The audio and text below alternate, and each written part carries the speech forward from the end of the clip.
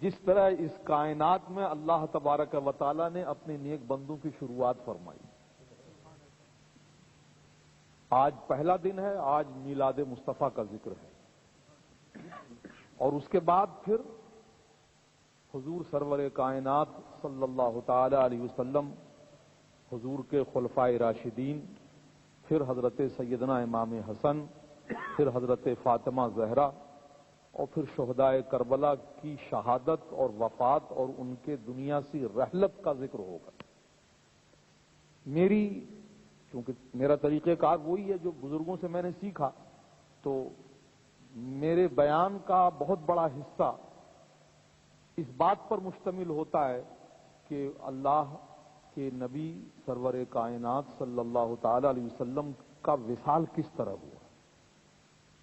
کیونکہ ذکر شہادت ہی آگے کرنا ہے نا امام حسین کا، تو اسی مناسبت سے جن صحابہ کی شہادت ہوئی ہے خلفائے راشدین میں، ان کی شہادت کا ذکر ہے.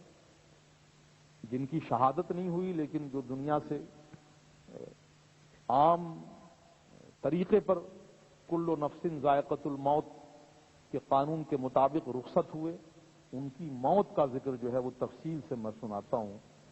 اور اس میں میری کوشش ہوتی ہے کہ آسان کو انداز کو سسٹمیٹک رکھا جائے اور آسان طریقے سے بات بیان کی جائے. مقصود تقریر نہیں ہے، حالانکہ میں تقریر بھی کرتا ہوں اور الحمدللہ دنیا کے بہت سے ملکوں میں تقریریں کرتا ہوں اور کر رہا ہوں، لیکن ان مجالس میں مقصود یہ ہوتا ہے کہ واقعات کو ہسٹوریکلی سسٹمیٹیکلی آپ کو بتانے کی کوشش کی جائے تاکہ باتیں سسٹمیٹیکلی آپ کے ذہن میں بیٹھیں اور آپ کو اپنی تاریخ یاد آئے کہ what is the history of اسلام.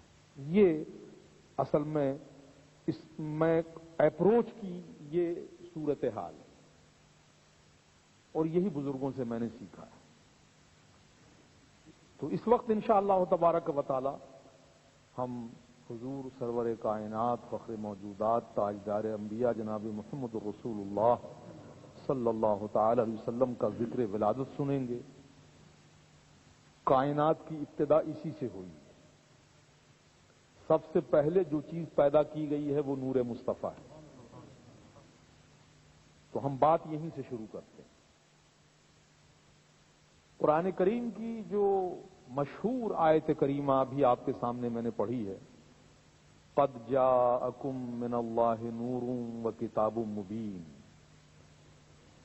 اس آیت کریمہ میں اللہ تبارک و تعالی نے ہمارا اور آپ کا اور اہل سنت و جماعت کا اور دنیا کے سچے صحیح العقیدہ مسلمانوں کا گزشتہ 1400 سالوں میں جو عقیدہ رہا ہے حضور علیہ الصلوۃ والسلام کی نورانیت کا، اسے بیان فرمایا. اس آیت کریمہ کا ترجمہ کیا ہے؟ تحقیق یقیناً تم سب کے پاس آ گیا اللہ کی جانب سے ایک نور اور ایک روشن کتاب. Indeed, a nur and an enlightening book has come to all of you. اس میں چمکتی ہوئی کتاب یا روشن کتاب یا کتاب مبین سے مراد قرآن پاک ہے، چونکہ وہ کتاب ہے، اس میں کسی کا کوئی اختلاف نہیں ہے. لیکن قد جاءکم من اللہ نور و کتاب مبین میں لفظ نور سے کیا مراد ہے؟ اللہ تعالیٰ یہ فرما رہا کہ تم سب کے پاس اللہ کی جانب سے ایک نور آ گیا، ایک لائٹ آ گئی، ایک روشنی آ گئی. تو یہ روشنی کیا ہے؟ اس میں دوسروں کی جانب جا کر آپ کا اور اپنا قیمتی وقت ضائع نہیں کروں گا کہ دوسرے کیا کہتے ہیں. اپنی بات ہمیں سننا چاہیے اور یاد رکھنا چاہیے کہ ہم کیا کہتے ہیں، ہمارے بزرگ کیا کہتے ہیں. اس آیت کریمہ میں نور سے مراد حضور سرور کائنات صلی اللہ تعالی علیہ وسلم کی ذات پاک ہے. یہی عقیدہ صحابہ کرام کا ہے یہی عقیدہ گزشتہ 1400 سال میں آنے والے تمام اولیاء کا ہے، تمام ائمہ کا ہے، محدثین کا ہے، مفسرین کا ہے، بزرگان دین کا ہے، اہل سنت و جماعت کے بڑے بڑے مشائخ اور علماء کا ہے، سب کا یہی عقیدہ ہے۔ حضرت سیدنا عبداللہ ابن عباس رضی اللہ تعالی عنہ نے قرآن پاک کی سب سے پہلی تفسیر لکھی، جس کو تفسیر ابن عباس کہا جاتا ہے۔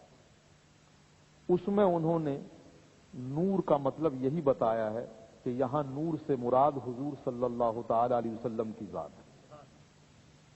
اب یہ تفسیر ابن عباس موجود نہیں ہے دنیا میں، اس کے ریفرنسز تفسیروں میں موجود ہیں، لیکن الگ سے کوئی حضرت عبداللہ ابن عباس کی تفسیر کتاب کی شکل میں کہیں ڈھونڈنا چاہے وہ موجود نہیں ہے۔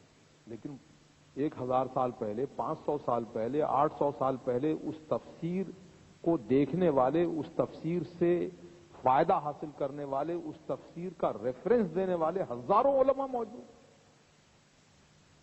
اس وقت جو دنیا میں قرآن پاک کی سب سے پرانی تفسیر موجود ہے نا لائبریریز میں، مدرسوں میں، وہ ہے تفسیر تبری۔ یہ تفسیر علامہ ابو جعفر ابن جریر تبری رحمت اللہ تعالی علیہ نے لکھی۔ ان کا انتقال 310 ہجری میں ہوا ہے، اب 1423 ہجری ہے، اور ان کا انتقال 310 ہجری میں ہوا ہے۔ کتنا زمانہ گزر گیا۔ یہ سب سے پرانی تفسیر ہے ابن جریر جو موجود ہے، تفسیر تبری موجود۔ اور عالم عرب میں جو سب سے آخری تفسیر پورے قرآن پاک کی کمپریہنسولی لکھی گئی ہے، وہ ہے اس وقت تفسیر روح المعانی، جو علامہ شہاب الدین آلوسی رحمت اللہ تعالی علیہ نے لکھی ہے۔ یہ بغداد کے، عراق کے رہنے والے ہیں، اور ان کا انتقال 1270 ہجری میں ہوا۔ یہ آخری عربی کی زبردست تفسیر ہے۔ اس کے بعد پھر عالم عرب میں تفسیر لکھنے کا مزاج بدل گیا، یعنی اب عالم عرب میں تفسیریں جو لکھی جا رہی ہیں، جو علماء تفسیر لکھ رہے ہیں، وہ پورے قرآن کی نہیں لکھ رہے، کوئی سورت وہ سلیکٹ کر لیتے۔ ایک عالم دین ہے جنہوں نے صرف سورہ فاتحہ کی تفسیر 500 صفحات پہ لکھی۔ ایک عالم دین ہے جنہوں نے سورہ یوسف کی تفسیر پر ایک کتاب لکھ دی۔ ایک عالم دین ہے جنہوں نے سورہ احزاب پر ایک تفسیر لکھ دی ہے۔ اب طریقہ تفسیر لکھنے کا بدل گیا ہے کہ پورے قرآن کی کمپریہنسو کامنٹری لکھی جائے۔ اس طرح کی کوئی تفسیر موجودہ زمانے میں ابھی تک عالم عرب میں عربی میں شائع نہیں ہوئی۔ 1270 ہجری میں انتقال فرمانے والے علامہ شہاب الدین آلوسی رحمت اللہ تعالی علیہ نے اس طرح کی آخری تفسیر لکھی ہے، جو الف لام میم کے الف سے والناس کے سین تک پورے قرآن کی تفسیر۔ اور اس درمیان میں 310 ہجری سے لے کے 1270 ہجری کے درمیان میں بہت سی تفسیریں لکھی گئیں۔ میرے دوستو، 310 ہجری سے لے کر 1270 ہجری تک، تفسیر تبری سے لے کر تفسیر روح المعانی تک، جتنی بڑی بڑی قرآن کی تفسیریں عربی میں لکھی گئی ہیں، ہر تفسیر میں قد جاءکم من اللہ نور کے بارے میں یہی لکھا ہے کہ یہاں نور سے مراد حضور سرور کائنات صلی اللہ تعالی علیہ وسلم کی ذات پاک۔ تفسیر جلالین، تفسیر رازی، تفسیر کبیر، تفسیر معالم التنزیل، تفسیر خازن، جتنی تفسیریں ہیں، کسی بھی تفسیر کو قرآن کو اٹھا کے آپ دیکھ لیجئے، اس آیت کریمہ کو کھولیے، قد جاءکم من اللہ نور، اور یہ نور کے بعد اس کی جو انٹرپریٹیشن ہے وہ لکھی ہوئی ہے عربی میں، یعنی محمدن صلی اللہ علیہ وسلم۔ اس سے مراد ہے the meaning of the Noor is the personality of محمد رسول اللہ صلی اللہ تعالی علیہ وسلم۔ اس لیے ہمارا اور آپ کا عقیدہ یہی ہے کہ اللہ کے نبی صلی اللہ تعالی علیہ وسلم نور ہیں، اور قرآن پاک میں قد جاءکم من اللہ نور میں اسی نور کا اللہ تبارک و تعالی نے بیان فرمایا۔ یہی وہ